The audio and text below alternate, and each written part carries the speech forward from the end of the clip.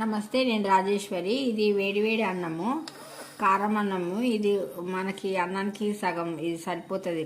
కారము, మళ్ళీ కొంచెము నూనె కొంచెం ఎక్కువనే వేసుకుంటే టేస్ట్ వస్తుంది. ఈ అల్లం వెల్లిపాయ పేస్టు మంచిగా కొత్తది నూరుకున్నది అయితే బాగుంటుంది, పర్వాలేదు, పాతదైనా బాగుంటుంది. అల్లం వెల్లిపాయ పేస్ట్, కొంచెం ఉప్పు, దీనికి తగినంత ఉప్పు. మనకి తినాలనిపినప్పుడు జ్వరం వచ్చి తినబుద్ధి కాదు కదా, అప్పుడు ఇట్లా కొంచెం కొంచెం విడివేడి అన్నంలో కారం అన్నం తింటే చాలా నోరు కూడా మంచిగా అవుతుంది. 2 ఎల్లిపాయలు కూడా అంచుకు పెట్టుకోవచ్చు. ఈ ఎల్లిపాయలు కూడా అంచుకుంటే మంచిగా ఉంటుంది.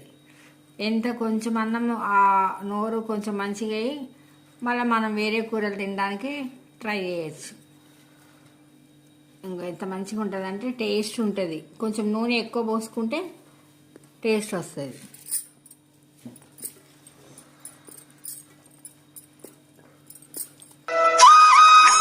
ఇదైతే నాకు చాలా ఇష్టము, కారం అన్నము. నేను అప్పుడప్పుడు తింటా, కానీ రెగ్యులర్గా తినద్దు, కారం కదా, కడుపు. నాకైతే చాలా ఇష్టము, కానీ అట్లా అని ఎప్పుడు రెగ్యులర్గా అట్లా ఏం తినను. 15 రోజులకు ఒకసారి, వారానికి ఒకసారి అట్లా తింటా.